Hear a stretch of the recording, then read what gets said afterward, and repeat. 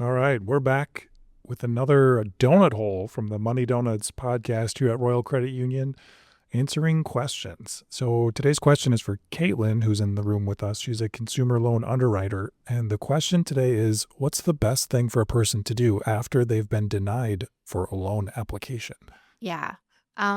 It's hard, right? Nobody wants to be denied. Everyone wants the thing, whether it's a really important thing like replacing a vehicle that doesn't work, or it's something fun like going on vacation.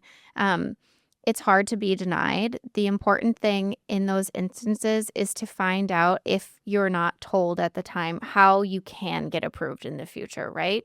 So if they're not forthcoming with that answer, or a decision comes via email, talk to a member account representative. Say, what can I do now so that I can fix the problem? You'll always get an adverse action notice. That's a letter that comes in the mail, and it tells you kind of in bank terms why we denied you a loan.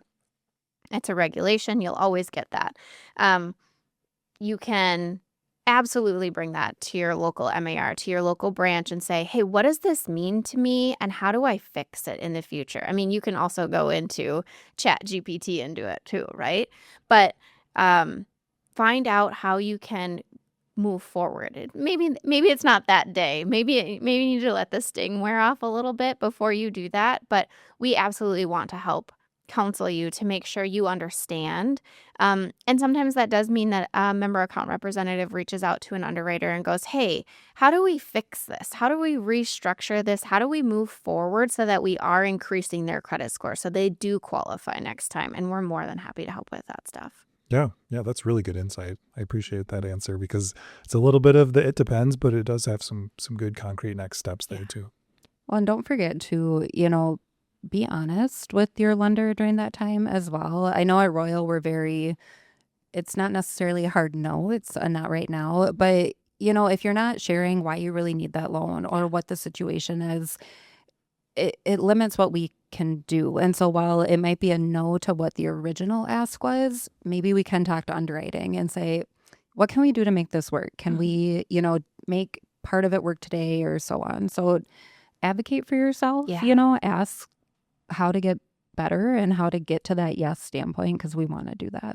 Yeah. And sometimes when you're sitting down, you're doing the original loan application, member account representative goes, do you have a co-borrower? And you're like, no, I don't know anyone who would help me. But then you're discussing with your parents on the phone that night, and they go, oh, we would have absolutely helped you with that. So feel free to also, if new information comes up, or you think of something, or you go, oh, shoot, I didn't tell them I have a free and clear vehicle, feel free to revisit it with us. We have no problem going over an application, making sure we got all the details correctly. We even have instances where I think I've even done it, where I put my monthly income as my total income, and we don't necessarily always know or catch those instances. Or I forget that I worked all summer and I wanted to include that income and I didn't include it. We can absolutely revisit an application. We want to do that to make sure that we have the correct information in front of us. Yeah, good stuff. How do we end these? They don't really go anywhere. No, they're just like, yeah. I think that's a decent one.